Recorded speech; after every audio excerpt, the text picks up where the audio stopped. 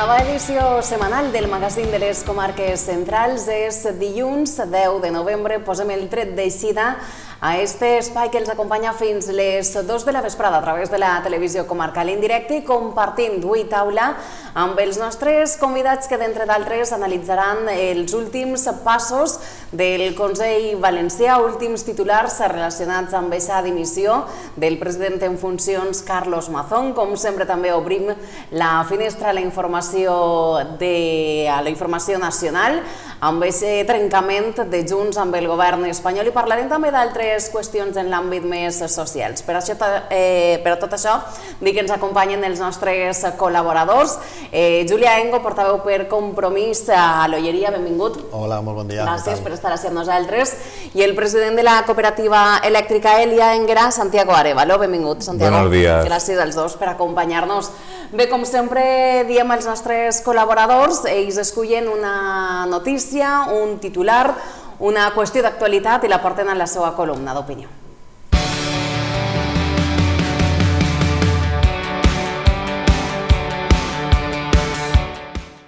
Dos titulars, Santiago, són els que has escollit relacionats amb la mateixa temàtica per aportar a debat en esta taula. Así que endavant. Sí, la verdad es que es una noticia que parece mentira que no esté todos los días en los medios de comunicación porque afecta a más de 1 millón de familias españolas y yo creo que es sumamente importante. En realidad es una noticia. Estamos esperando desde el día 1 de octubre que se reunió el Tribunal Supremo para dilucidar una sentencia que va a ser histórica porque yo creo que va a cambiar el panorama del sector bancario en España en referencia a la posibilidad de un índice de referencia de hipotecario, es el IRPH. Un poco para poner en contexto qué significa eso, es un índice como el Euribor, como otros índices, que es un índice oficial, pero es un índice que tiene, digamos, una trampa interna, que es la siguiente. Ese índice de referencia es un índice de referencia que es una media de los préstamos hipotecarios que había en España o que hay en España, ¿no? Y es una media un poquito especial, puesto que no solo recoge el tipo de interés, sino que recoge también pues, todos los gastos que conlleva. Es decir, es una media que está siempre por encima del Euribor, ha estado siempre por encima del Euribor. Entonces ya el Tribunal de Justicia de la Unión Europea ya ha hecho varias sentencias al respecto. En concreto, y para no hacer muy extenso el tema, hay una sentencia del 12 de diciembre del año pasado en el que dice taxativamente que aunque el índice es un índice oficial, es decir, el Boletín Oficial del Estado lo indicó como índice oficial, no significa por eso de que sea transparente. Para que sea transparente tiene que cumplir 3 requisitos. El primero, que las entidades bancarias hayan informado al consumidor de que realmente estamos hablando de un índice que no solo es un tipo de interés, sino que es un tipo de interés más los gastos como seguros, etcétera, ¿no? Es decir, que el TAE, digamos, es siempre superior al Euribor. Segundo, no han informado de la evolución histórica del Euribor y del IRPH a lo largo de los años, donde se ve claramente que siempre el IRPH va por encima del Euribor. Siempre decían que el IRPH era, digamos, un índice más estable, pero claro, más estable siempre por encima del Euribor, con lo cual no sé qué tipo de estabilidad es esa. Y concretamente también la tercera cuestión, que también es importante, es una cuestión que ya propuso el Banco de España en el año 96 del siglo pasado, porque este índice lleva 30 años en el sistema, que dice claramente que deberían tener el tipo de interés tiene que tener una cláusula de un porcentaje negativo, es decir, igual que el Euribor está Euribor más 0,1 o Euribor más 1, pues el IRPH tiene que ser menos 0,50, menos 0,75, menos 1, para que, digamos, sea competitivo en las reglas del mercado. Si no cumple uno de estos 3 requisitos, el Tribunal de Justicia de la Unión Europea dice claramente que es abusivo. ¿Y qué consecuencias tiene eso de que sea abusivo? Pues que es nulo. Un índice abusivo es un índice nulo. Con lo cual, estamos hablando de más de 1 millón de hipotecas en España en el que pueden tener un índice nulo. ¿Eso qué consecuencias jurídicas tiene? Pues que se tiene que devolver al ciudadano, al consumidor, lo que ha pagado de más estos años. Se calcula una media de unos 30.000 euros por cada hipoteca. Y se calcula que unos 40.000 millones de euros debe la banca a esos consumidores. O sea, estamos hablando de palabras mayores y de un antes y un después al respecto. ¿Qué ocurre? Claro, esto tiene un significado tan importante a nivel económico y a nivel social que el Tribunal Supremo lleva desde el 1 de octubre sin sacar la sentencia, cuando en realidad pues una semana después, 10 días después, debía estar publicada. Y estamos ya a mitad de noviembre y todavía no se ha publicado. En todo caso, todos los expertos dicen que esta vez el Tribunal Supremo no tiene mayor excusa porque esto viene ya de lejos. El Tribunal de Justicia ya ha hablado de este tema varias veces. El Tribunal Supremo también diciendo que como es un inicio oficial que aparece en el BOE, pues que es legal, y el Tribunal de Justicia ya en diciembre de este año pasado ha dicho claramente y taxativamente que no es excusa que sea oficial para que no sea transparente. Con lo cual, esta tardanza parece indicar, según los expertos, que efectivamente el Tribunal Supremo no tiene otra que declarar a favor de los consumidores y en contra de la banca. Vamos a ver qué ocurre. Julià, tu estaves al corrent d'aquesta... Pues no ho estava, però bueno, ja sabem que en el monopoli la banca no perd mai, no? I aquestes coses al final són molt delicades, no? Jo entenc que la banca té que guanyar diners perquè la funció és prestar els diners i això ho entenc, però clar, quan s'abusa, segur que no és la primera volta perquè tots coneguem casos d'abús del sistema bancari, i és que al final el consumidor, com que està una miqueta desprotegit, desorientat, mal informat, a lo millor, depèn de casos, no? I suposa que tampoc afectarà a tots els bancs igualment, suposa que alguns bancs jugaran més en aquest medidor, però sí que és cert que és una mesura que, conforme ho explicaves, grava molt més al consumidor que no basant-se en l'Euribor, que sí que és molt més transparent, conegut i la gent sap, no? Més o menys, si fluctua, si no fluctua, no sé si hi ha més índexs. ¿Hi ha este índex, el Euribor, y alguno más también? Pues seguramente habrá más, pero en todo caso los más utilizados en las hipotecas españolas son estos dos. Son estos dos. Claro, el tema es que el Euribor es un índice puro y duro, al que luego se le aplica una serie de cuestiones y al final queda un atae, ¿no? Pero en este caso concreto es una media, además una media simple. Es decir, imaginaos que la Caixa, por ejemplo, CaixaBank, hace 2 millones de hipotecas al 2% de interés. Y el Banco Pichincha, que es un banco muy pequeñito, hace 5.000 y lo hace al 6%. Pues la media es el 4%, no es el 2,05, que es lo que saldría. O sea, imaginaos hasta qué punto, claro, los bancos se limitaban a decir que era un índice más oficial, que es verdad, es un índice oficial. Pero ya el propio Banco de España se dio cuenta de cómo estaba el tema y dijo en el año 1996, ojo, cuando hagáis Euribor, hacerlo al menos, Euribor, IRPH menos un porcentaje, para que quede compensado con el Euribor. Cosa que la inmensísima mayoría de hipotecas no están al menos, están al 0 o al 0,25 o al 0,50. Doncs la justícia s'hauria de donar pressa en resoldre això, crec jo, conforme dies, perquè si no la veritat és que... Yo tengo entendido que además esto viene de un Quijote, que digo yo, un abogado de San Sebastián, José María Erauskin, que se empeñó hace ya casi 12 años en promover esto y que la Unión Europea supiera del tema, y parece ser que una sola persona, y esa es, digamos, la bondad de nuestro sistema, que una sola persona pueda, con la razón por supuesto, pues llevar adelante a toda una entidad, un sector tan importante como es el bancario, ¿no?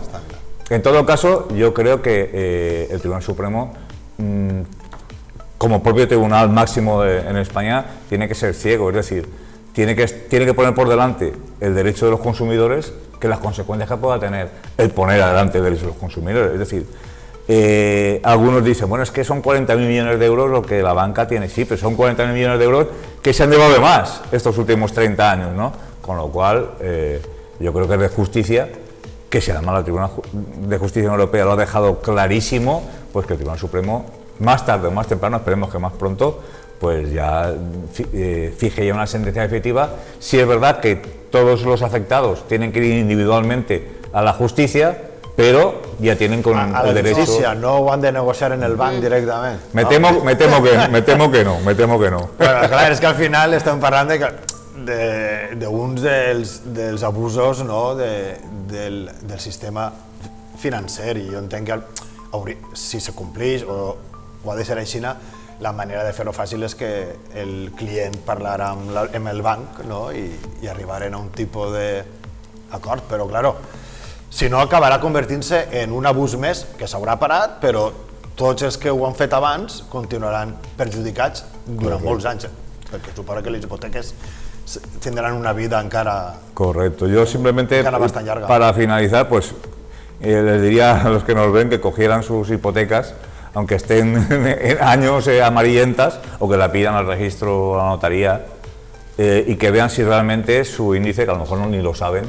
es el IRPH. Y si lo es, oye, pues que entre en contacto con los expertos en la materia, con un buen abogado, un abogado de confianza y que le saque el tema, porque estamos hablando de más de 1 millón de hipotecas en España y estamos hablando de una media de unos 30.000 euros de devolución. Estamos hablando de palabras mayores, palabras mayores. Són molts diners. No, Santiago, amb aquesta informació que ens has portat estarem pendents d'aquesta decisió del Suprem i del futur de moltíssimes hipoteques. Anem a canviar de tema perquè la columna que ha triat Julià, en clau cultural i audiovisual, també. En aquest cas sí, també. No té res que veure amb les hipoteques, encara que possiblement, bueno, enguany no, però donaria per a fer un documental, no? Segurament.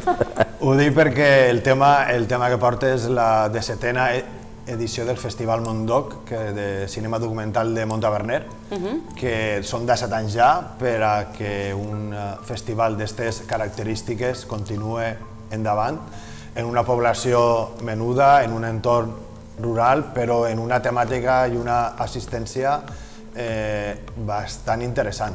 Enguany és la 17a edició, conforme dia, comença el cap de setmana que ve, i bé, jo crec que hi ha diverses pel·lícules a recomanar. Jo en diré algunes, n'hi ha moltes, tots els dies n'hi ha com un parell, no? I el cap de setmana n'hi ha moltes més, però sí que és cert que voldria destacar, mira, començant des de l'Espurna d'Ayalo, que és un documental sobre aquest tema de que si la Coca-Cola té un origen valencià, en aquest cas d'Ayalo, no? De Malferit. Començant per això, podem parlar també de Resistentes, que és un documental sobre les dones després de la Dana, no? Com ha afectat al col·lectiu femení la postdana i un any de recuperació. També està Voces del Silencio, que aborda un tema delicat com el del suïcidi, que en l'estat espanyol se calcula que unes 4.000 persones a l'any acaben suïcidant-se. Per tant, també és un tema bastant interessant, no?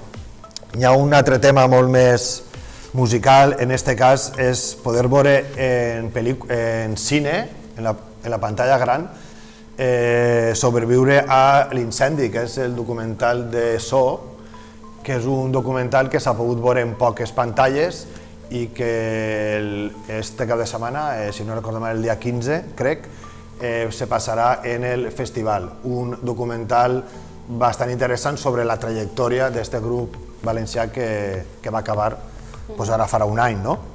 I també passaran el millor curt documental espanyol de l'any 2025, que és Semilles de Kivu, que és com la maternitat ha ajudat a resistir en la guerra del Congo, no? Vull dir, com les dones s'han aliat i a base de la maternitat han pogut treure endavant una postguerra gens difícil, no? Com vegeu, n'hi ha temes socials, temes més culturals, temes musicals, hi ha temes de tot tipus i és un festival que mereix la pena, que té un suport de públic i institucional també bastant gran i convide a tot el món a que se passe algun dia per a poder visionar algunes de les pel·lícules que són bastant interessants. El festival té pàgina web, veritat, si no m'equivoc, té pàgina web, sí. Julià, i ahir no sé si per alguns passes hi ha que fer reserva o és totalment l'accés? Normalment l'accés n'hi ha una entrada, però crec que no se pot fer reserva, crec que hi ha que comprar-la allí. És en l'auditori de Montaverner, entenc que és una capacitat suficient per a les gales de cloenda i de inici pot ser sí que siga més complicat, però jo entenc que segurament se podrà accedir. I crec també que viatjarà a alguns pobles en algunes sessions. A l'Olleria, per exemple, sí que va, i no sé si algun poble més, però bueno, en definitiva la seu central està a Montaverner, no? Però bueno, jo crec que a l'Olleria, per exemple, el dimecres va a l'escola d'adults una projecció, però bueno, l'auditori de Montaverner serà la seu. Són ja 17 edicions, és un festival consolidat a la Jo crec que sí, no a la tots els comarca, festivals no tots els arriben festivals, i tant, a i tant, i tant, i amb aquesta qualitat, sobretot també amb la temàtica que es proposa, que és ben interessant. La veritat és que jo, de les voltes que he pogut anar, he vist obres que al cap dels anys les has pogut veure en les plataformes, perquè clar, fa 17 anys no hi havia plataformes i moltes voltes ho ves en la pantalla gran i moltes d'aquestes produccions no arribaven a les sales. Per tant, o t'esperaves a la tele o no les podies veure si no era en un lloc aixina. Sí que és cert que ara en les plataformes ja és una altra cosa. De fet, moltes d'estes, si no s'han vist, se podran veure, però tampoc és un gènere que siga de prime time i aleshores, llevar de casos puntuals, és difícil poder-les veure en un lloc que no sigui un festival.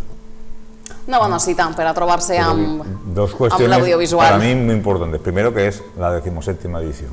Eso ya habla mucho de Montaverner como municipio y todas aquellas personas que tienen que ver con esto. Segunda cuestión, oye, están hablando de temas súper interesantes que por desgracia en esta, digamos, entre comillas, dictadura mediática que vivimos de modas y tal, se meten en el armario, no entran dentro del perfil que dicen, no das el perfil, ¿no? El tema del suicidio, por ejemplo, es un tema, estamos hablando del doble de personas que suicidan que mueren en las carreteras españolas. Y mira que tenemos, afortunadamente también, ¿no? Publicidad con el tema de tener cuidado en la carretera, ¿no? Y sin embargo hay cuestiones ahí importantes. Y yo estoy convencido de que aquellas cuestiones que ahora están planteando ahí en ese armario, dentro de 10, 15 años, si todos damos nuestro granito de arena, estarán donde tienen que estar, ¿no? Que es en el frontispicio de la actualidad para, digamos, luchar contra esas cuestiones, ¿no? Igual que pasaba con la violencia contra la mujer hace 30 años, que aquello estaba también en un armario metido, que había documentales que se veían en sitios oscuros y sombríos y que ahora, por suerte o desgracia, en cuanto por lo menos a la manifestación social existen, ¿no? Y son visibles. Pues en este caso concreto igual que el tema de las cuestiones que ocurren ya no solo en Palestina o en Ucrania, que ocurren en el mundo, en el Congo, en un montón de municipios. Ahora con el tema de los asesinatos de los cristianos que ocurren en determinados sitios en África, como el Congo, como en otras cuestiones, en Asia, es decir, y solo hablamos siempre de lo mismo porque son lo que da el perfil. Pues no, hay otras cuestiones importantes también y serias que tenemos que visualizar. En documentales, perfecto, pues entre todos al final llegará el momento en que serán visibles para toda la sociedad, ¿no? Porque es la única manera también de luchar contra eso. El tema del suicidio es un tema muy complejo, muy complicado y además si no se refleja ante la sociedad es mucho peor, ¿no? Sí, també perquè molts d'estos documentals no estan contats en forma de reportatge televisiu, sinó a base d'experiències personals de la gent, no? Que són els protagonistes i són els que serveixen per a exemplificar el problema, el cas, no? Però, clar, se centra bastant en la persona humana i en els protagonistes d'aixòs fets, en les experiències vives de tota aquesta gent, i sí que és cert que sobrepassa el típic reportatge televisiu, no? I acaba sent com una reflexió social per a temes que són actualitat, encara que no siguin portada. Pues 17 edicions, la de la mostra de cinema documental de Montaverner, del Mondoc, del que estarem ben pendents i de segur que els donem informació al nostre Telenotícies sobre el que va esdevenint-se. Ben, res parlem d'aquesta nova protesta al carrer amb aquesta protesta ciutadana que demanen més responsabilitats per al Consell Valencià. En parlarem també dels propers testimonis que passaran pels jutjats. Serà en uns minutets. Fem així la primera parada per al temps publicitari i estem de tornada en un parell de minutets.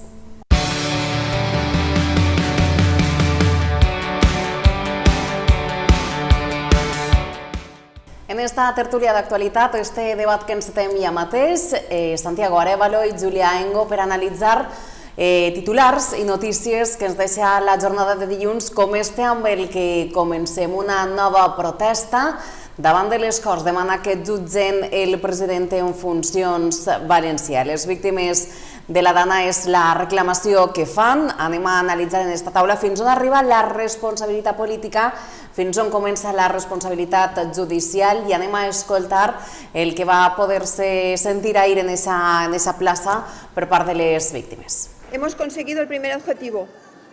Nadie nos lo ha regalado, pero hemos tenido muchísima ayuda. Mazón dimisión. Vamos a por el siguiente. Fuera su consell i Mazón a prisión. Que Mazón entregue la seva acta de diputat i es presenti al jutjat de Catarroja, que fa tard! Que el camí de la veritat, la justícia i la reparació encara no s'ha aconseguit i no anem a parar. Demanem la dimissió de tot el Consell! La dimissió de tot el Consell! No anem a permetre que dos senyors vinguin de Madrid a dir-nos quin govern ha d'estar així. Volem saber com es gasten els diners destinats a la reconstrucció. Exigim la reconstrucció plena i efectiva de tots els centres escolars públics. Un any després, encara tenim la vergonya de tindre l'alumnat en barracons. Molts apunten a que aquestes mobilitzacions que van ser, per una banda, dic alguns, els que van fer caure el president Mazón, per altra banda creuen que traspassen o que poden traspassar aquesta legítima protesta i poden convertir-se en una persecució. Santiago, no sé si podem encetar el debat per esa línia. Sí, lo primero que habrá que ver es qué tipo de representación tienen estas personas. Evidentemente dejo al lado las víctimas, las asociaciones de víctimas, etcétera. Evidentemente contra eso ellas querrían todo, y yo también si fuera víctima, eso por supuesto. Pero sí es verdad que ahí no están todos los que deben de estar. Y en todo caso, primera cuestión, a alguien no se le imputa por la aclamación popular. Y si se le imputa, pues hay un sistema judicial en el que el juez y la fiscalía pues lo imputarán en su caso si lo creen conveniente y necesario. Tampoco podemos hablar del resto del Consell, puesto que vamos a tener presidente pronto y va a haber una reestructuración del Consell. Por lo tanto, eso es algo que también tiene que aclarar por las Cortes o el Gobierno, ¿no? En todo caso. Y por último, yo creo que aquí se está, digamos, haciendo de Mazón pues el muñeco que a todos le pegamos al muñeco, como tenían los japoneses en las fábricas que tenían el muñeco del jefe, iban allí a la hora del almuerzo y le pegaban, pero eso no soluciona los problemas, no soluciona las infraestructuras que hay que hacer para que esto no vuelva a ocurrir, ni las ayudas que deben venir de Europa y del Estado español y de la comunidad autónoma. Y yo creo que digamos que el centro de atención debe ser todos los responsables, absolutamente todos, con independencia de la administración a quien representen, tienen que estar delante de la sociedad y en todo caso delante de la justicia. Y hay que exigir a todos los gobiernos, central, autonómico y local, que las infraestructuras necesarias para que esto no vuelva a ocurrir, pues que se pongan en marcha. Altre punt per a la reflexió, Julià, podria ser que aquesta pressió, aquesta pressió ciutadana que hem viscut en aquest darrer any, d'una manera o altra pot fer justícia quan les institucions fallen. A veure, la gent necessita cridar ben alt i dir-ho en el carrer que han tingut 229 morts, centenars de milers d'afectats, milions de pèrdues, de particulars i d'empreses, negocis, vivendes, infraestructures bàsiques com escoles, centres de dia, centres de salut. Jo crec que la gent, pel que deies abans, persecució no fa. El que fa és queixar-se i recordar que no s'oblide que fa un any va haver la major catàstrofe que coneguem i que volen una reparació.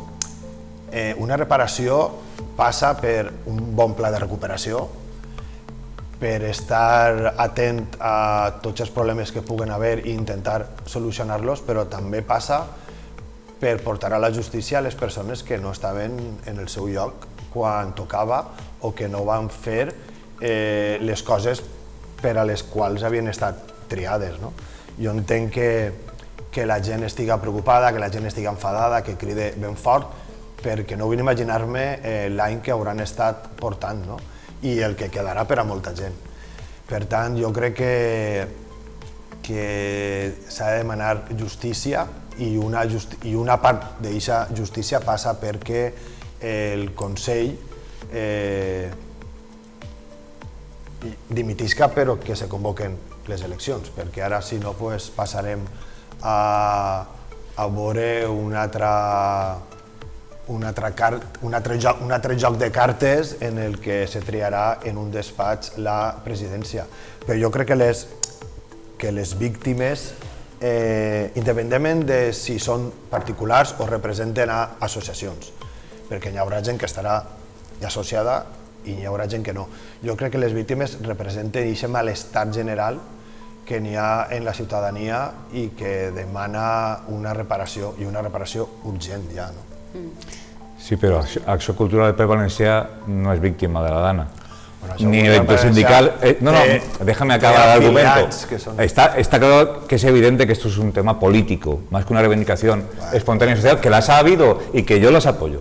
Que las ha habido, las habrá y yo las apoyo. Pero el coger este tema como una lanza política contra un determinado sector, cuando realmente lo que se tiene que hacer, desde mi punto de vista, es ver exactamente qué es lo que ha pasado, quién ha fallado en cada una de las administraciones que tenemos en nuestro Estado y a partir de ahí poner las soluciones para que esto no vuelva a ocurrir. Porque si cultural es uno de tantos. Dimitiendo Amazon se soluciona el problema, vamos, yo creo que hubiera dimitido el día siguiente, que debía haberlo hecho desde mi punto de vista.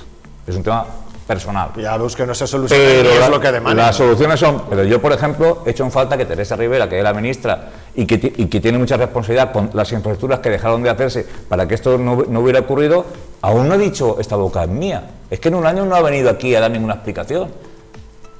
Yo creo que a todos se debe exigir la responsabilidad que deban tener. Y luego la justicia, evidentemente, pues tendrá que poner las cartas en el asunto. La justicia no es automática, es lenta, pero al final si hay motivos, pues deberá llevarlos a donde haya que llevarlos. Jo crec que les víctimes, quan fan les concentracions aquestes, no són contra un sector, perquè elles parlen en nom i cognoms.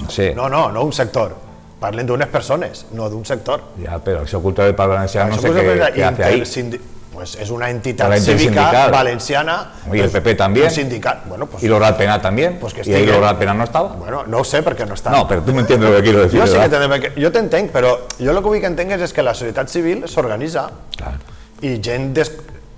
Jo no vaig ara a fer una llista, perquè no ho sé, de quants socis d'Acció Cultural o socis d'Intersindical han sigut afectats. No ho sé. Perdó. No passa. Perdó, però sí que és cert que representen a una bona part de la societat. I si no elles, perquè potser tenen més capacitat de convocatòria, les víctimes, perquè ahir han aparegut 3 representants de diverses associacions. Les víctimes tenen la necessitat de que això se solucione i les víctimes, com molta part de la societat valenciana, considera 2 coses. Primera, els responsables d'aquest dia era el govern de la Generalitat. I segona, els responsables de que després la recuperació no vagi com ens agradaria a tots, podríem parlar de la Generalitat Valenciana i també del govern espanyol, perquè sí és cert que jo el que trobo a faltar, jo i moltíssima gent, és aquesta coordinació que hauria d'haver entre el govern espanyol i la Generalitat Valenciana. Acaben de nomenar, ja fa un temps, a una nova responsable per part del govern central i el conseller d'Infraestructures ja li ha demanat reunió. Jo espero que se reunisquen per a parlar, però sobretot per a coordinar-se en el tema de la recuperació, perquè no pot ser que això sí que és una lluita política, que per culpa d'un enfrontament polític el veïnat no puga tindre solucionada. Parlem del centre social, però també parlem del clavegram, perquè estem parlant d'infraestructures bàsiques que si no poden provocar malalties. Per tant, jo crec que haurien d'arribar a un punt d'acord per a coordinar-se millor. I ahir el dic jo, les víctimes són les que més fan, les que més pressionen i les que més alcen la veu per a recordar-nos i per a que no s'obliden d'elles i que hi ha que actuar ja. Per tant, què és una actuació política? Què no és política? Vull dir, el que no és partidista, política és en quant a que se vol demanar als responsables polítics de torn que hi havia en aquell moment que complisquen davant la llei allò que no van fer el dia que va passar tot. Per tant, reparació, justícia i, evidentment, qui tinga que pagar amb conseqüències judicials allò que va fer mal, doncs endavant. Reparació, justícia i veritat, és el que, veritat, Julià, és el que demanen les víctimes. Clar, en qüestions com aquestes catàstrofes es mesclen aquests sentiments, aquesta emoció, la política, però queda pendent això, no? Qui garantirà que això no torni a passar, que no torni a passar, perquè diu, segons el teu parer, la recuperació o el pla de recuperació no marxa com ens agradaria. Jo entenc que no, i les víctimes ho diuen també. Després parla Santiago dels altres responsables, Teresa Rivera en el seu moment, ara una nova designació en la qüestió de la responsable d'infraestructures. Aquesta és la gran tasca que queda per fer. Com es garanteix o qui garanteix que això no torni a passar? Lo mejor que podemos hacer por las víctimas es que esto no vuelva a ocurrir. O por lo menos poner los medios como seres humanos que tenemos y como sociedad y como Estado para que esto no vuelva a ocurrir. Entonces, todos los esfuerzos yo creo que tienen que estar encaminados a eso.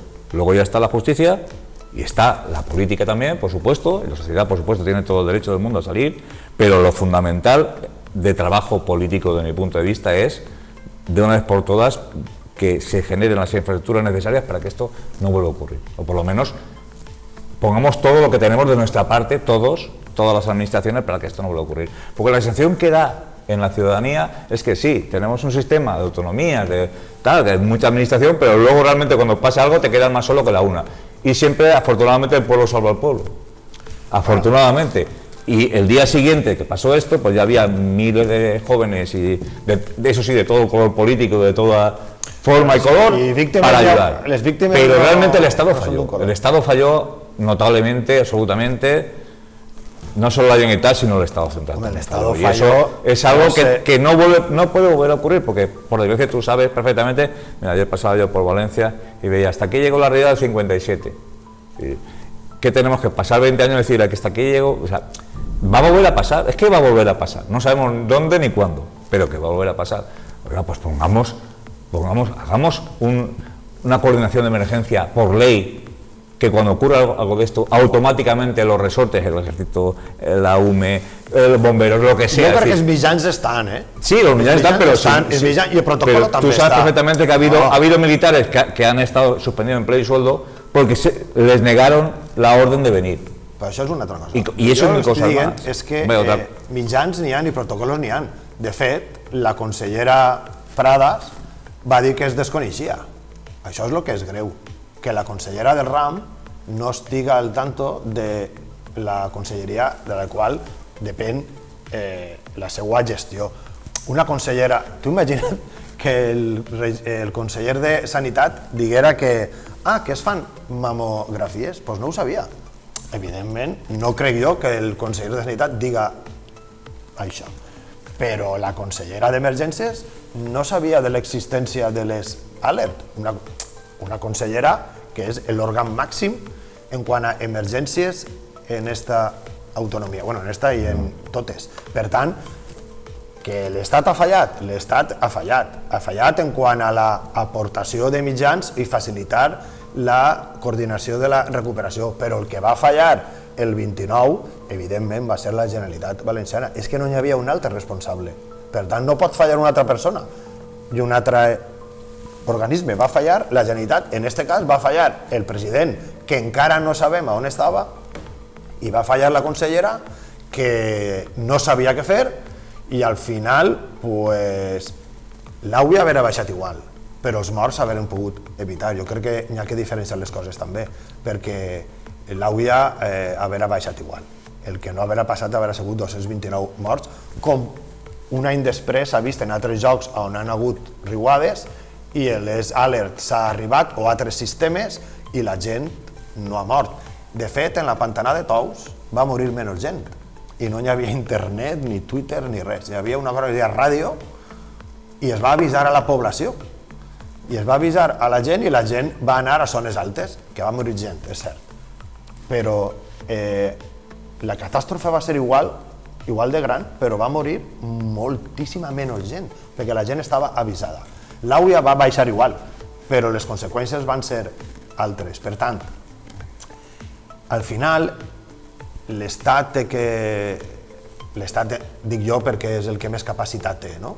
De regular les obres de les conques de llits, dels rius i tot, perfecte. Però la gestió diària la porta la conselleria. Per tant, la gestió diària és la que va fallar el 29 d'octubre i és el que ens ha portat així, al fet en el que estem, i és el que 229 persones van morir aquest dia i la justícia dirà qui és el responsable.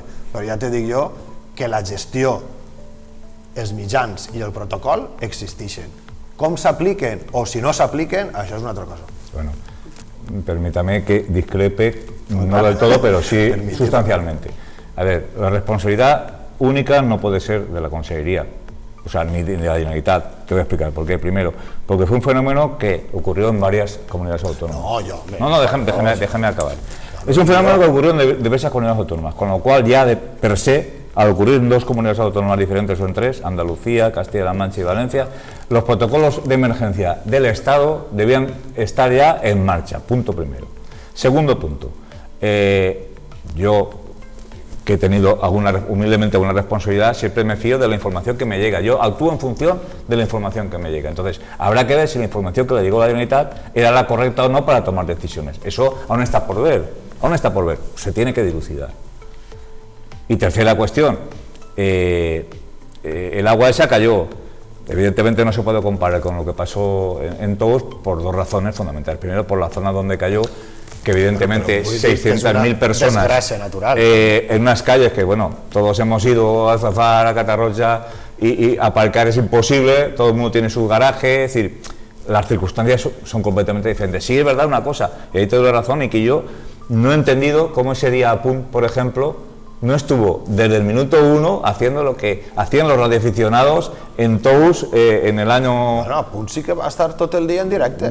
Sí, pero si tú vuelves a ver lo que se dijo, en ningún momento da la sensación de que había que hacer un alert en Catarroja o en Paiporta o en Alfafar. ¿Por qué? Porque tenía la información que tenía. Pero no creo que el periodista d'Apunt sigui el que hagi de decidir si se demanem un alert. No. Però sí que hi havia un equip en Utiel abans de l'informatiu de migdia, Sí, no. I ja es ve a tot. Per tant, vull dir, si jo estic al càrrec de la gestió de les emergències... Yo no estoy defendiendo en absoluto, desde mi punto de vista, nula actuación de Amazon. No, lo que sí que intento es poner encima de la mesa todo lo que yo veo. Y lo que veo es que, evidentemente, el presidente, cuando pasó lo de Utiel, de hecho, Vicent Monpó, presidente de Diputación, intentó llegar, no pudo ir, pero actuó porque lo había visto ya que en Utiel estaba ocurriendo al mediodía. Lo que quiero decir es, posteriormente, cuando se toman las decisiones del alert, etcétera, habrá que ver si, digamos, no se tuvo el valor, por decirlo de alguna manera, sí, porque el texto de hacerlo. Segundo, parece ser que el alert no era por el Barranco del Pollo, era por Forata.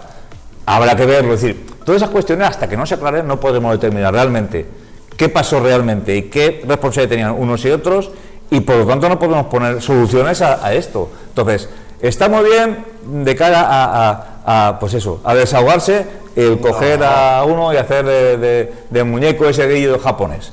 Pero quitado eso, yo creo que lo que hay que hacer de verdad formal es ver exactamente qué pasó, ver exactamente qué responsabilidad tenía cada uno y ver qué podía haber hecho cada uno. Y vuelvo a decir, fue un fenómeno que pasó en 3 comunidades autónomas diferentes y por tanto automáticamente el Estado tenía que haber intervenido, ese es mi punto de vista.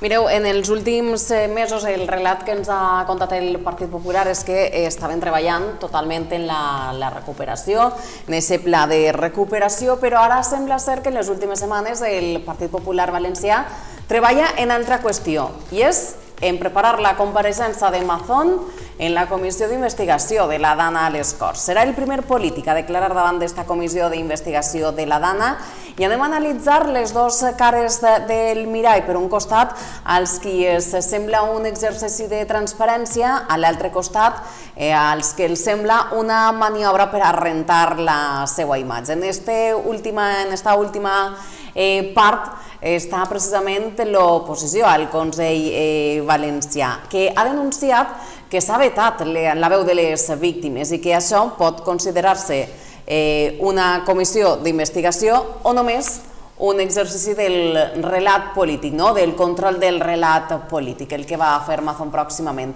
Anem a escoltar precisament una de les veus més crítiques en l'oposició, que és la de Diana Morant. Este lunes Mazón volvió a engañar a los valencianos y a las valencianas con esa dimisión fake. Lo que debería haber sido un alivio para las víctimas y para el conjunto de la ciudadanía valenciana ha vuelto a ser un engaño del Partido Popular de la Comunidad Valenciana, porque hoy Mazón sigue siendo el presidente de la Generalitat, hoy Mazón sigue siendo diputado en les Corts Valencianes y por tanto sigue recibiendo su sueldo de presidente. Hoy Mazón sigue estando aforado y por tanto parapetado para no tener que ir a rendir cuentas delante de la justicia.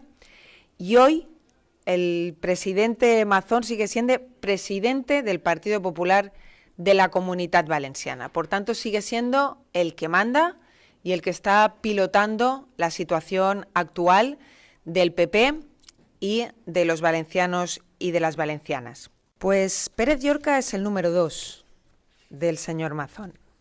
Pérez Llorca ha sido uno de los grandes facilitadores de las negociaciones entre el Partido Popular de la Comunidad Valenciana y Vox. Por tanto, Pérez Llorca es más de lo mismo. Y, por cierto, Pérez Llorca ha sido citado a declarar por la jueza instructora de este caso para el día 21 de noviembre, porque efectivamente el señor Pérez Llorca ese día habló con el señor Mazón. Y no es una cuestión solo de si se habla o no se habla, sino de qué se habla.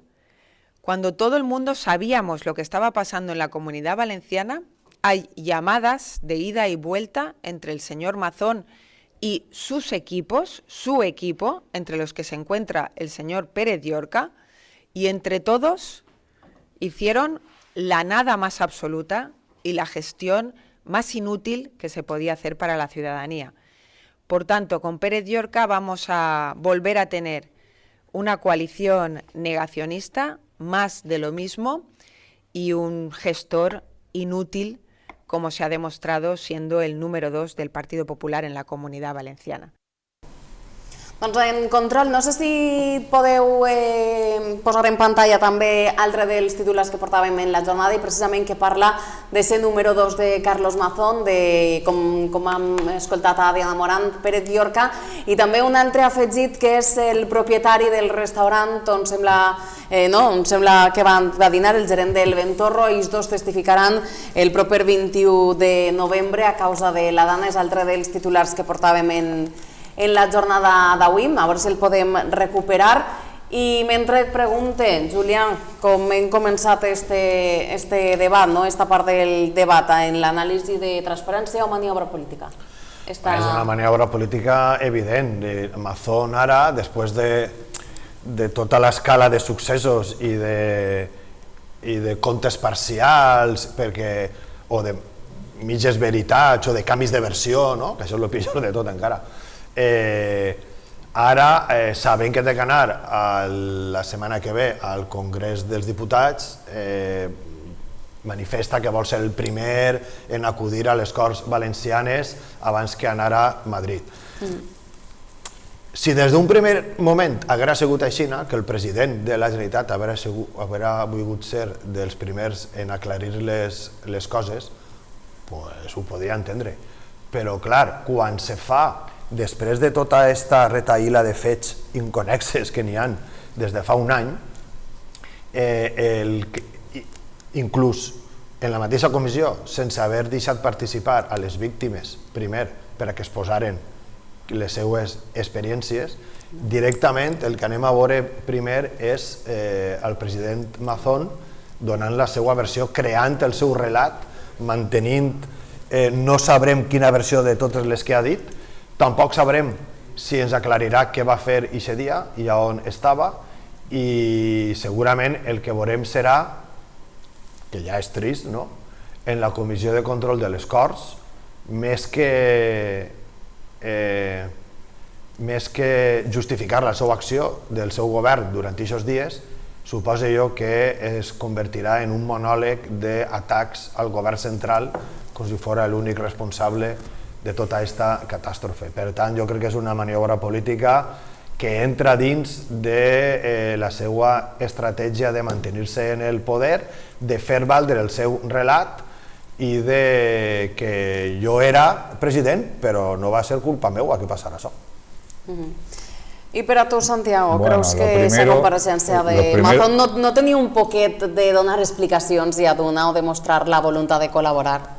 Permíteme que empiece primero con Diana Morán, porque es que me causa... Bueno, de Diana Morán no he parlat, però... No, sí, parlem perquè... No, que no he parlat jo.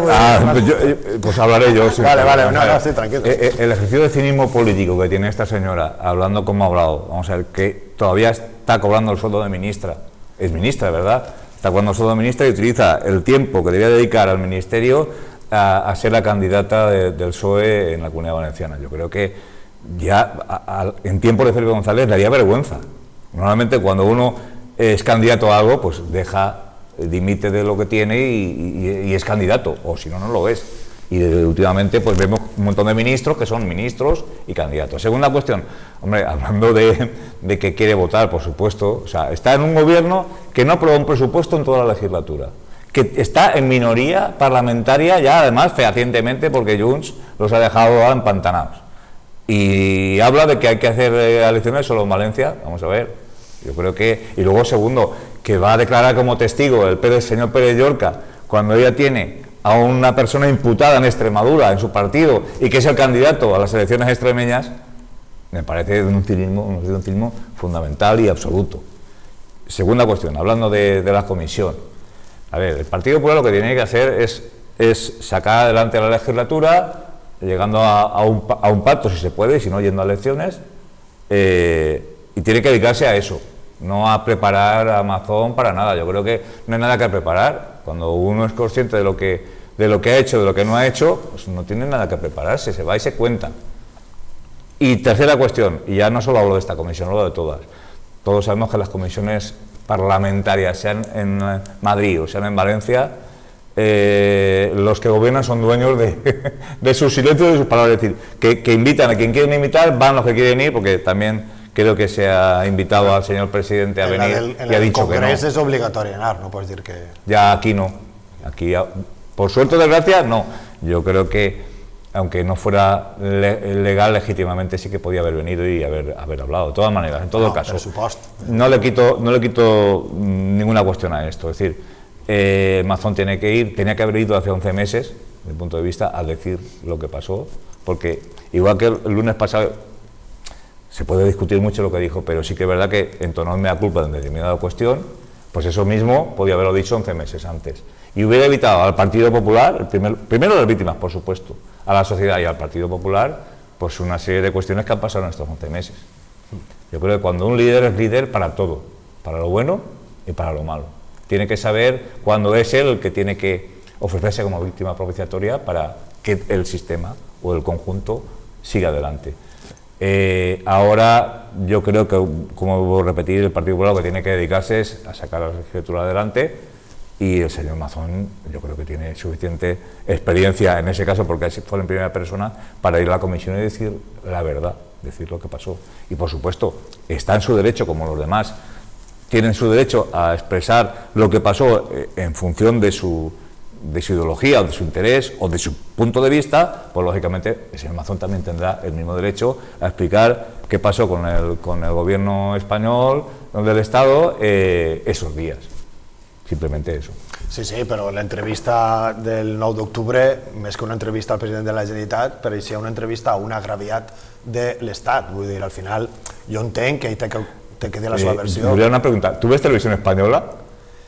Yo me apunto. Pues sí, si ves televisión española, la verdad que no es sé, lo mismo, pero al revés. Pero no han entrevistado al presidente español en molt de temps, no? Uf, hace poco. Hace poco? Sí, sí.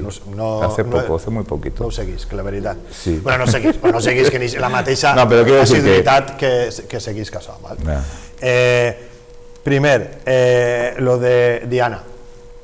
Jo hi ha una cosa en la que no estic d'acord, vull dir, Diana pot ser ministra i secretària general del PSOE i manifestar-se com a presidenta del PSOE.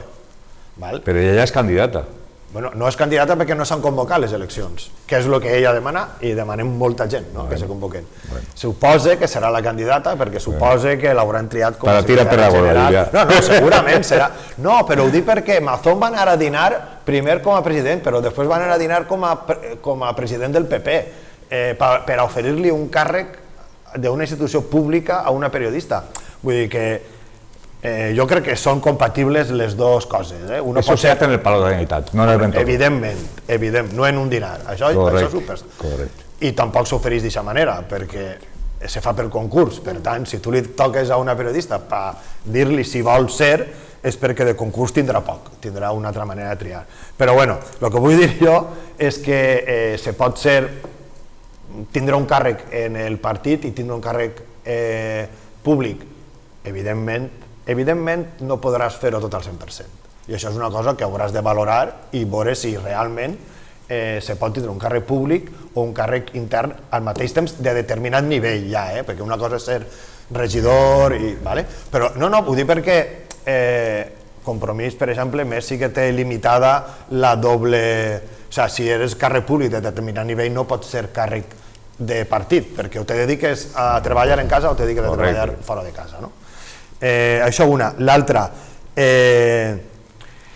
clar, com tenim una autonomia que igual, bueno, esta i totes, que igual no té el mateix nivell de legislació que l'Estat, no? Pues a l'Estat, al Congrés s'ha d'anar obligatòriament i a les autonomies voluntàriament. Per tant, ja vegem que les autonomies són Estat només quan convé, quan no convé no. Per tant, hauríem de mirar la manera de que les autonomies foren realment autonomies. I després sí que és cert que Pedro Sánchez voluntàriament hauria pogut vindre o inclús ara. Ho dic perquè Pedro Sánchez en la seva quasi desaparició en un any a València el que ha fet és crear caldo de cultiu per a que l'extrema dreta vagi creixent. Com? Pues no deixant-se veure, no donant la cara o no participant d'activitats. No només reunir-se en la delegació de govern, en els alcaldes, que és un bon lloc per a fer-ho, però també per altre tipus d'activitats i d'actes públics en els que el president de l'Estat haurà tingut que estar i xafar carrer i estar en primera línia. I això, malgrat tot lo de la primera i única visita, s'hauria d'haver fet perquè el que ha passat és que és com que ha abandonat el partit, no? Anem a jugar els 40 minuts, però no anem a fer res com per arribar, no? I dona la sensació de que ja s'arreglarà, i això no s'arregla soles, d'acord?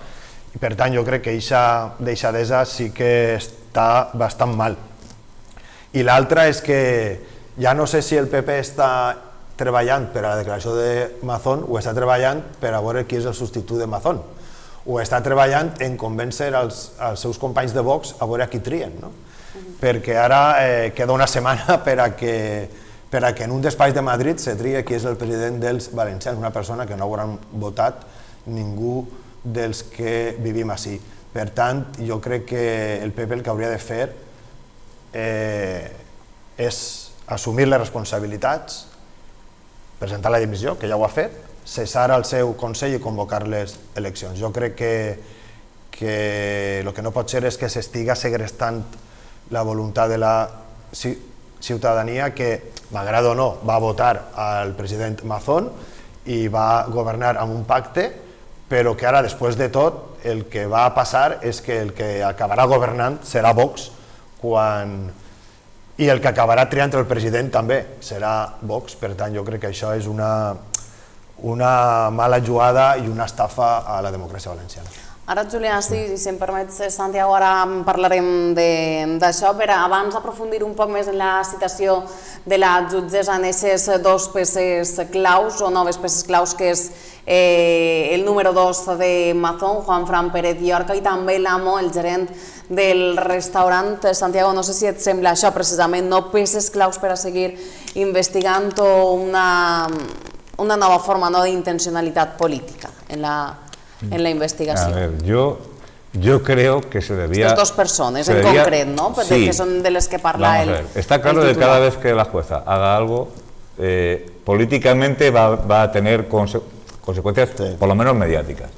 Yo creo que hay que dejar a la juez trabajar con tranquilidad. Es la única manera de una vez por todas de que la verdad judicial por lo menos salga. No sé exactamente, no lo sé, y tampoco puedo dudar de eso. Es decir, si la jueza ha determinado que en calidad de testigo, porque Ana Mora no lo ha dicho, pero va en calidad de testigo, que da a entender otras cosas, ¿no?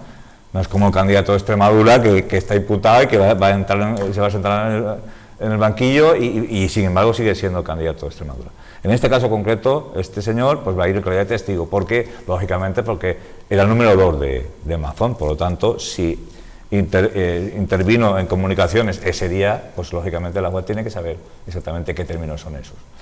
Y de lo del Ventorro, pues pobre hombre, habrá que ver. Yo estoy seguro que, igual que antes decían, los perros no pueden entrar, los políticos no pueden entrar, porque así me evito, los restaurantes me evito estas cuestiones. Ha llevat el lletrero de la porta, perquè la gent era com un reclam turístic, no?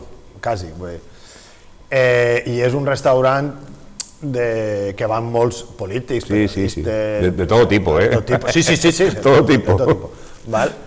I l'altre dia en un periòdic eixia que el propietari deia que li va millor que fa un any, perquè molta gent va por estar allí, estar en el Ventorro. Per estar en el Ventorro. Sí, de todas maneras lo frivolizamos todo. Sí, somos latinos y lo frivolizamos todo. Diu que al principi no, evidentment, però que ara és com el morbo, no? I això és molt cruel. Jo ho veig com una... En todo caso, si tiene que aportar algo, pues fenomenal. Fenomenal. Sí, pero al final l'home és un restaurador. Si yo fuera juez, luego a cualquier persona que tuviera media sospecha que pueda aportarme algo, lo llamaría. Que no me aporta, pues si no, yo lo tengo. Es decir, toda persona... Es veu que ahir va entrar a la sala a portar uns papers que un aguasil de la Conselleria de la Generalitat li va dur per a firmar i tal. Anem a avançar un poquet en aquesta qüestió. Que van passar moltes hores allí, igual ha escoltat alguna cosa. El Partit Popular i Vox negocien el relleu del president en funcions, Carlos Mazón. Com hem escoltat, l'oposició reclama eleccions. Parlem de continuïtat o de canvi? Molts parlen també d'aquest nou futur polític valencià, com has esmentat adés, Julià, que estaria a Madrid, no? Estaria coent-se a Madrid. Sobre aquesta qüestió s'han pronunciat diferents veus i les anem a escoltar. Tengamos el presidente que tengamos, hay un contrato electoral firmado con los valencianos que nos indica una serie de reformas en las que ya hemos avanzado muchísimo con Carlos Mazón. Y volvemos a insistir los socialistas, como desde hace muchos meses y como está haciendo también la sociedad valenciana a día de hoy, unas elecciones ya. Los valencianos y las valencianas no merecemos más coalición negacionista. No merecemos más Partido Popular y Vox en la Comunidad Valenciana. Existe una alternativa real y está en la calle. Los valencianos y las valencianas no tenemos más tiempo que perder, ni más tiempo que darle al señor Mazón ni al Partido Popular en la Comunidad Valenciana. Su tiempo ha terminado y esta es una conclusión que sacamos los socialistas valencianos. Indecent. Ningú està pensant en els interessos del poble valencià, ningú està pensant en la sanitat, en l'educació, en els serveis socials. Estan pensant única i exclusivament en els seus interessos electorals. Per tant, és una absoluta indecència. Primer, que posen per davant el seu interès electoral i segon, que s'estiga decidint el futur dels valencians a dos despatxos de Madrid. Precisament d'això, Santiago, resta sobirania política a la Comunitat Valenciana que el futur de l'autonomia es decidisca al centre d'Espanya, Madrid? Por supuesto. es evidentemente una opinión personal, pero yo creo que el Partido Popular de la Comunidad Valenciana no está buscando al candidato, está buscando al PP de Madrid, ¿vale? Como por desgracia también ocurre en la mayoría de partidos llamados nacionales, el PSOE también ocurre. Yo creo que aquí solo hay dos salidas. Una salida que puede ser perfectamente el poner ahora a una persona y cuando llegue la hora de las elecciones hacer un congreso regional para elegir al presidente regional y al candidato del Partido Popular, y la otra es, si hay elecciones ahora, porque no se llega a un acuerdo que sea de interés y bueno para la sociedad valenciana, pues si hay elecciones ahora, tiene que haber unas primarias en el partido para elegir al candidato. Lo que desde mi punto de vista me parece ya demasiado es que desde Madrid, alguien que no conoce el día a día de la Comunidad Valenciana, ponga un candidato que no ha sido elegido por las bases del partido. Yo creo que ya está bien, ¿no? Yo creo que el partido tiene que volver a recuperar el peso específico que tenía a nivel nacional y desde luego si seguimos o se siguen dejando que eso ocurra, pues que vale la pena tener la C y la V en las siglas del partido, ¿no? Es decir, yo creo que el Partido Popular, evidentemente de la Comunidad Valenciana, siempre ha tenido una línea de lealtad nacional, digámoslo así, pero lógicamente los responsables políticos máximos de la comunidad deben ser elegidos por el partido, deben ser elegidos por las bases del partido. Si no, perdemos la esencia de lo que es un partido, porque al fin y al cabo un partido es un instrumento de la ciudadanía para hacer política, ni más ni menos que eso, no es un fin en sí mismo. Ahora parece que sean como no sé, como holdings empresariales, ¿no? Es decir, hay un presidente, un director general y a partir de ahí, un CEO, y a partir de ahí todo cae hacia abajo, ¿no? Yo creo que eso no es, le hemos quitado el alma a los partidos. El partido es un partido local, un partido comarcal, un partido provincial, un partido autonómico y un partido nacional, con la idiosincrasia y la ideología que tenga cada uno de ellos, pero es un instrumento, es un buen instrumento, y así dice la Constitución, para hacer política, para que la sociedad vaya progresando y vaya caminando. Entonces, el crear, como se ha creado ahora, pues digamos, sistemas en los cuales no pinta nada la base, pues ¿qué ocurre? Pues que la base se desentiende, y cuando la base se desentiende se pierde el alma, y partidos como hemos visto, como Podemos o como Ciudadanos, han sido la gaseosa o ha sido el champán, porque no han tenido la base. Si hubieran tenido la base en cada municipio de este país, pues solamente hubieran tenido más vida política, ¿no? Entonces, si los grandes partidos siguen haciendo lo que hacen ahora, pues al final se van a quedar sin la base. Y todos sabemos qué pasa si un cimiento está corroído, pues que al final el edificio se cae.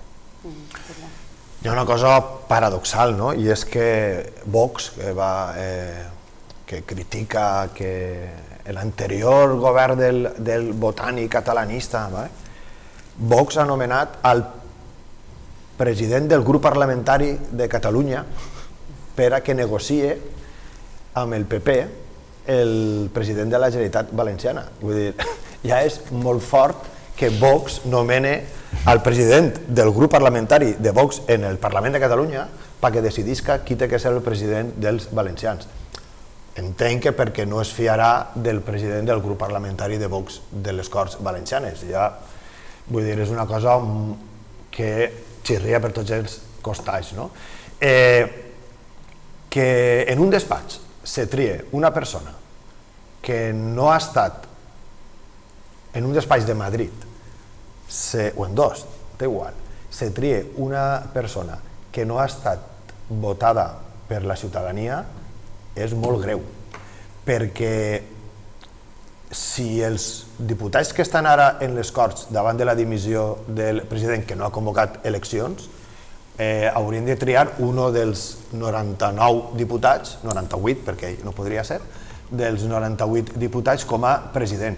Però és que això no passarà. Els diputats, si és que passa, que acaben triant el candidat, suposa, del Partit Popular, encara que nomenat per Vox, acabaran obeint ordres d'un despatx de Madrid. Per tant, jo crec que, ja ho he dit abans, és una manera de segrestar la democràcia i de privar als valencians i valencianes de poder triar el seu president, que se torni a votar, que dimitisca, que cessen i que se vote. I que se vote en unes condicions en les que la ciutadania igual tria el mateix partit, no ho sabem, però serà un candidat ja avalat per les urnes i un candidat que haurà triat tota la gent. I sobre la verticalitat dels partits, hi ha partits més assemblearistes i altres menys. Vull dir, al final els valencians hauran de decidir a quin partit votar i quin partit acaba defensant els interessos valencians. Jo dubte molt que el president del grup parlamentari de Vox de Catalunya sàpiga massa bé què passa en aquestes comarques. Igual que tampoc crec que el president del PP, Feijóo, i no sé si ha delegat amb algú la responsabilitat de la negociació, entenc que tampoc sap massa el que es cou per estos pobles. Jo crec que, independentment de que és segrestar la democràcia, un frau electoral, jo crec que és també molt poca sensibilitat respecte al que pensem els valencians com a poble. Si el que se'ls vol és imposar un candidat, un president, jo crec que la gent amb el temps acabarà deixant de votar a partits que en el fons no representen els interessos valencians, sinó que defenen els interessos d'altres llocs o d'altra gent. Per tant, jo crec que per honestedat s'hauria de negociar tot així, encara que pense que el millor és que se convocaren eleccions i que el poble triarà de nou. Perquè si no acabarà passant com Olivas o com Fabra, que van acabar sent president interins, temporals, mentre venia el nou candidat. Encara que ahir no se va haver de negociar res perquè eren tots del mateix partit i era un govern monocolor, però bueno, van ser presidents de transició. I en aquell moment crec que tampoc se podien convocar les eleccions perquè l'Estatut d'Autonomia no permetia. Però ara que sí que podem convocar les eleccions, jo crec que és la millor solució per a tot. En todo caso, a ver, matizar un poco cuando ha dicho lo del secuestro de la democracia.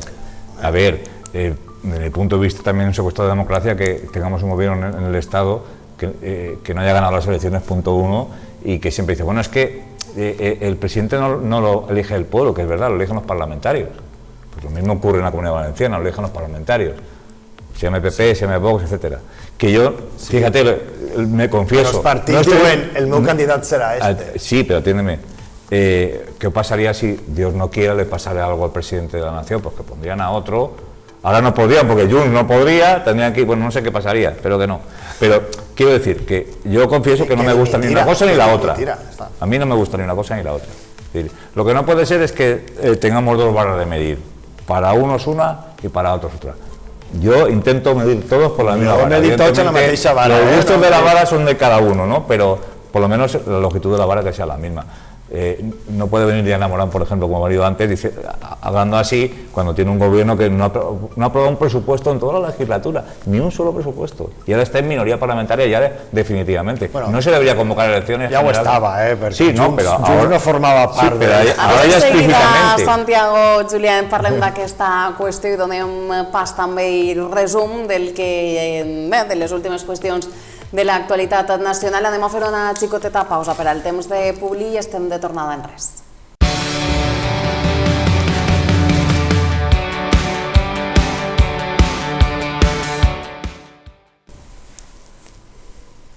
Veníem ja parlant d'aquesta qüestió i és la que ens ocupa en esta última part del magazín de les comarques centrals, en esta tertúlia d'actualitat, i és este titular que parla precisament del trencament de Junts amb el govern espanyol. El Partit Popular en aquesta qüestió és la part que demana eleccions. El president assegura que la legislatura continuarà, però fins a quan podrà resistir? És el que es pregunten la resta, tant dels que eren socis com dels que encara ho són, com dels que mai ho seran, ni els que volen ser-ho. Anem a escoltar un recull del que s'han dit sobre aquesta qüestió.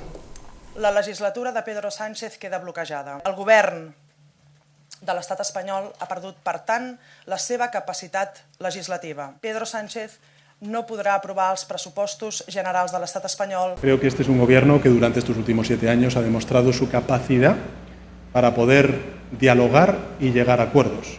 Y eso es lo que vamos a seguir haciendo.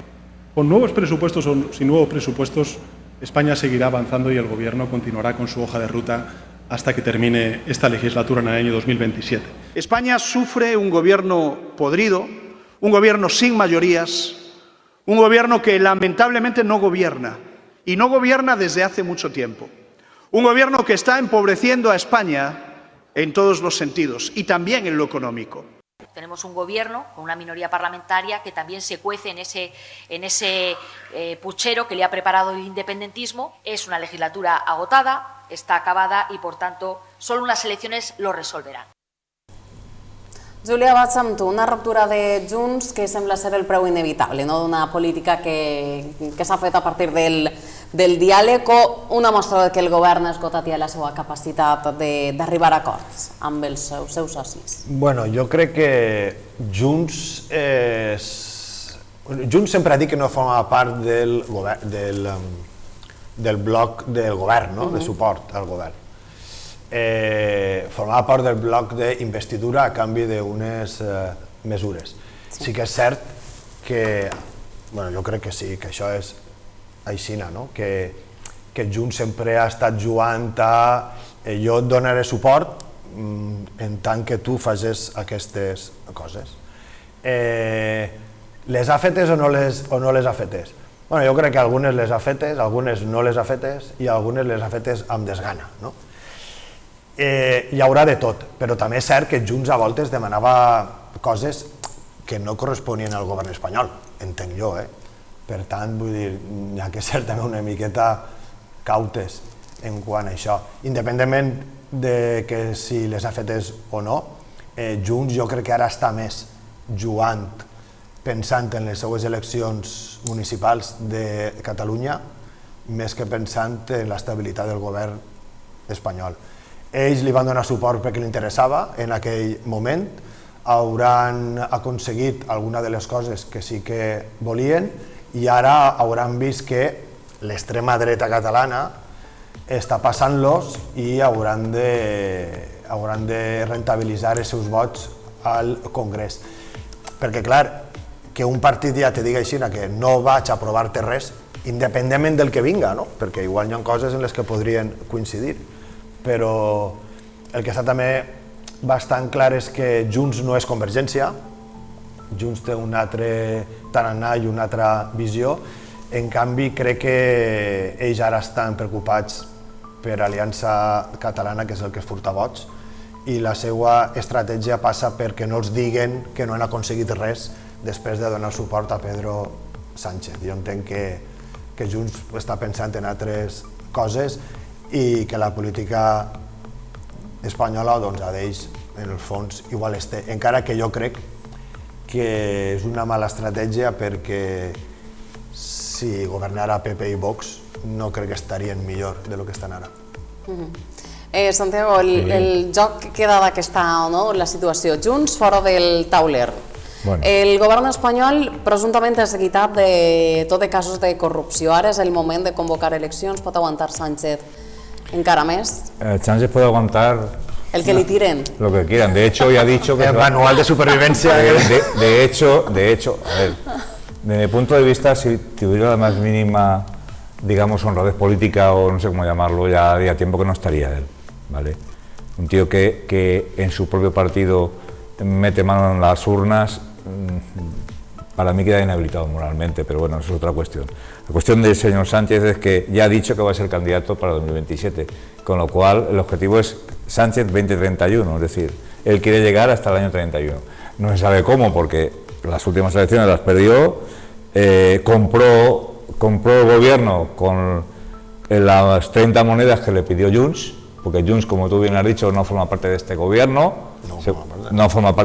simplemente lo compró. ¿Vale? Es decir, yo no tengo 7 votos, yo quiero que hagas esto, aunque hayas dicho ni en reiteradas... Ni Esquerra, sí, pero ni Compromís. Déjeme acabar, Julián.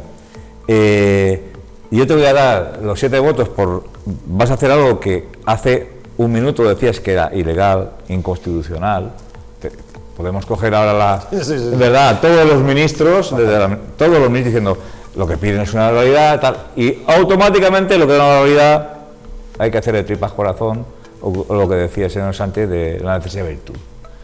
Si una persona que es el líder político de un gran partido dice que hay que hacer de la necesidad de virtud, se cae toda el alma y toda la fuerza moral que puede tener alguien, porque diciendo eso quiere decir que vale todo. Está yo en el sillón, vale todo, porque él no gobierna, él preside, él es el presidente, y le importa poco gobernar, lo que importa es seguir estando ahí de presidente. Con lo cual, lo que a mí me sorprende es que no haya nadie, o haya muy pocos en el Partido Socialista, que se levanten en armas políticas, por supuesto, contra esta situación, porque es que va a dinamitar el partido, es decir, va a pasar como los franceses y como italianos y como un montón de países que por dejar un cabecilla o un caudillo de este tipo político estar en el gobierno, al final van a acabar con el propio partido. Por tanto, hace tiempo que debía haber acabado esta legislatura, por el mero hecho de que él mismo decía, es imposible que un gobierno pueda estar sin presupuesto. Eso lo ha dicho él 20.000 veces. Aparte de decir que no pactaré con Bildu, lo diré 30 veces, 31, ¿qué? Que lo diga 32. Él, para estar donde está, hará lo que sea. Y eso, evidentemente, cualquier persona ya adulta que tenga una experiencia de vida sabe que te puede engañar una vez, incluso dos, pero la tercera y la cuarta y la quinta y la 28ª ya no te engaña, ya sabes cómo es. Por tanto, esta persona va a estar ahí, desde mi punto de vista, hasta el año 27, y si puede estar más, estará más. ¿Cómo? No lo sé, pero si él pudiera, tuviera el resorte i estaria. Si està més és perquè tindrà majoria parlamentària, perquè quan la gent diu no va guanyar les eleccions i és president, ja, però és que el que les va guanyar no va presentar la candidatura per ser president, vull dir... Sí, la presentó i la perdió. Ah, pues bueno, las perdió, no. Feijóo va arribar a presentar... Sí, fa 2 anys va arribar a presentar-se... Se presentó i no ganó, claro. Sí. Bueno, no me'n recordo ara, però la veritat és que...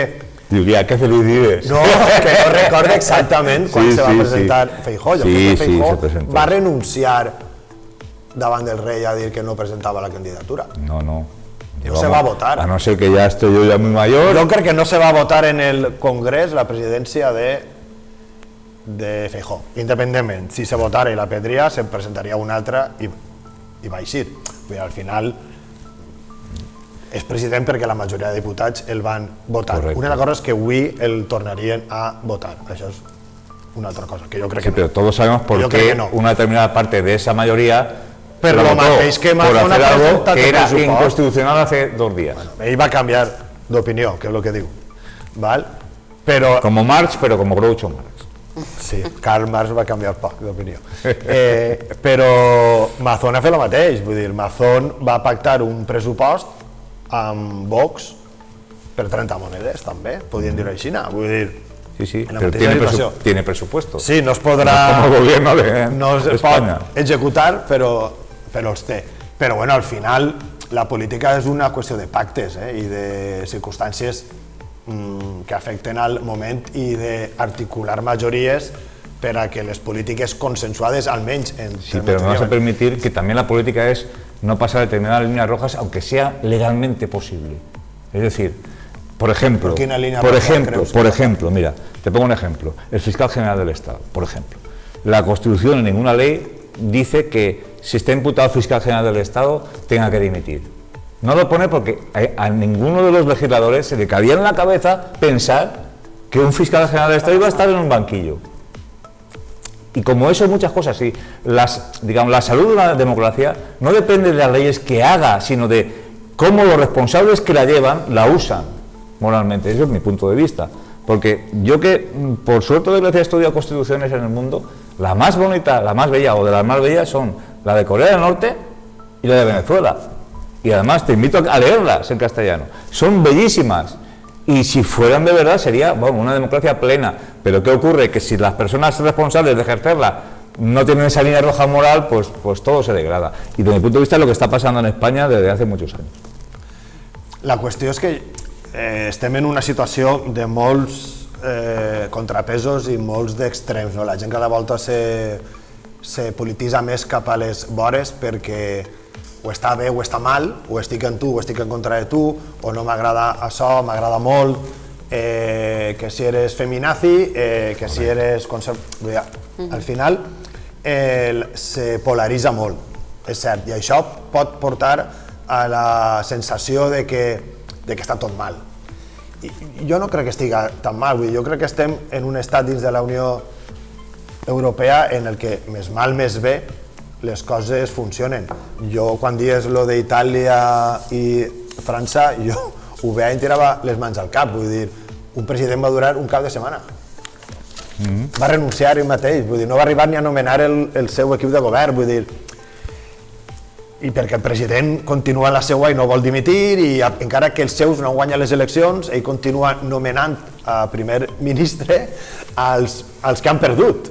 I quan se vota, doncs perd tot, evidentment, no? Vull dir, són situacions diferents. Així la democràcia parlamentària no és... Sí, Julia, però vull dir que no... Al final la gent acaba pensant que està tot tan mal i la gent acaba pensant, com diuen la majoria d'enquestes, que en Franco vivien millor, i que diu Franco diu la dictadura que siga, no? Però dius, perdona, no pot ser això, no pot ser que gent de 20 anys diga que en una dictadura es viuria millor. Es viuria millor per què?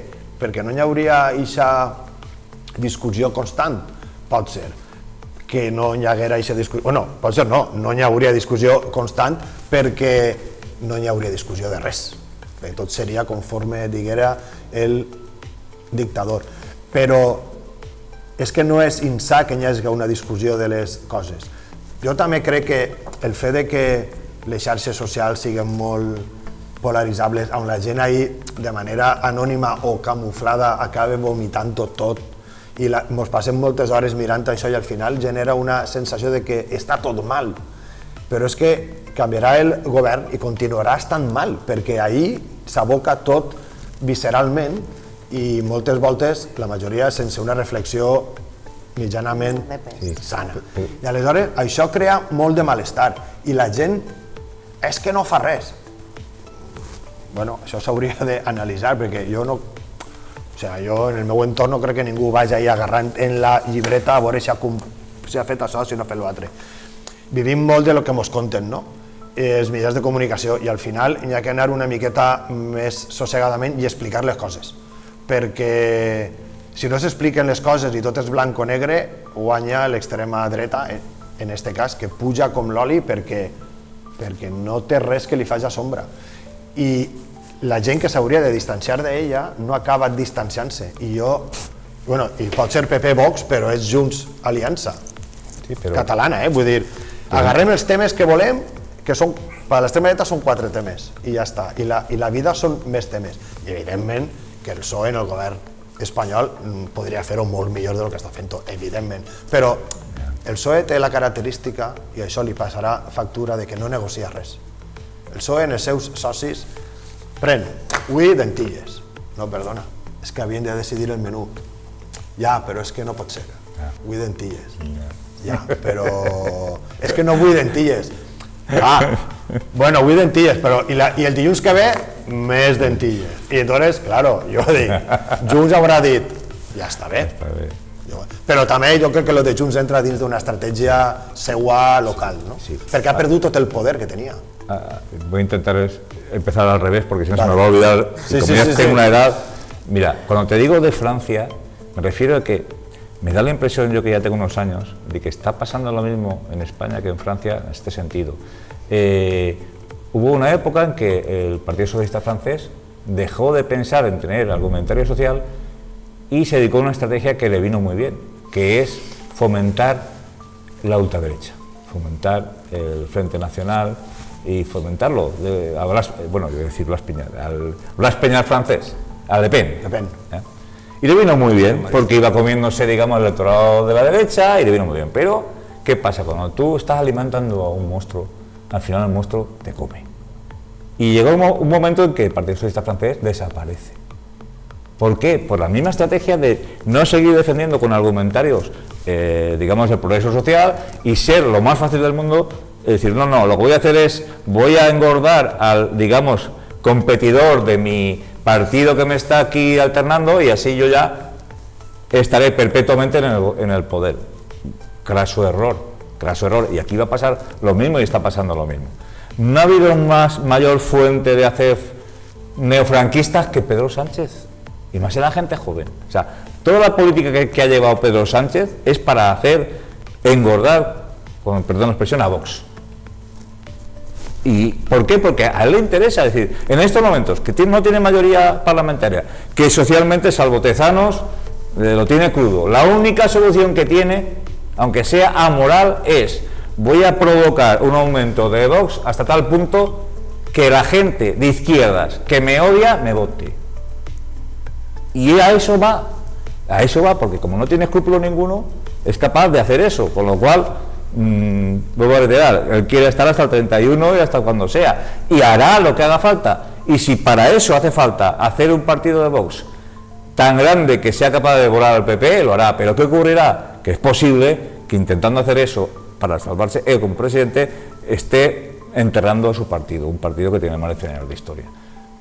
Y segunda cuestión, eso provoca, que ahí es lo que para mí es lo más grave, porque cada uno puede hacer una estrategia que quiera, provoca la polaridad. Y yo creo que este país ya tuvo unos efectos devastadores tremendos y trágicos con la polaridad.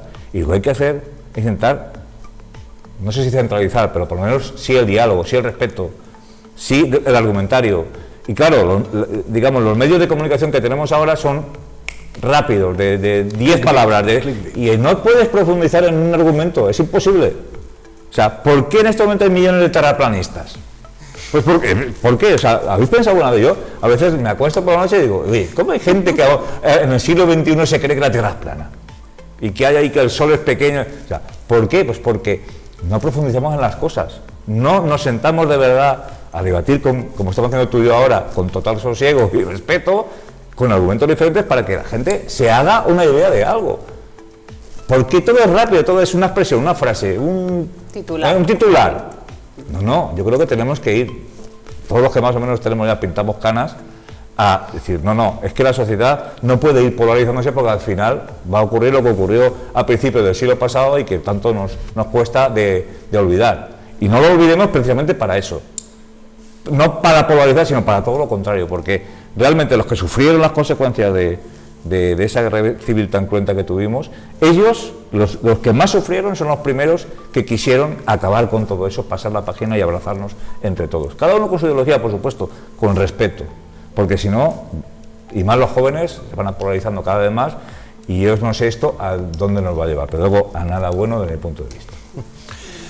Bueno, la situació de Vox i Front Nacional jo crec que no són igual, perquè el Front Nacional francès, més que res perquè el Front Nacional no defensa un règim dictatorial que havia hagut abans, igual que Fons, o Vox se calla la boca o no critica el franquisme, sinó que inclús el tolera, no? El Front Nacional va acabar absorbint també molt de votant del Partit Comunista. Clar. Como Vox, exacte, igual que Vox. A gent treballadora que en principi no l'haguera votat mai, però que ha acabat votant-los per solucions fàcils a problemes difícils i de coses de llarg termini.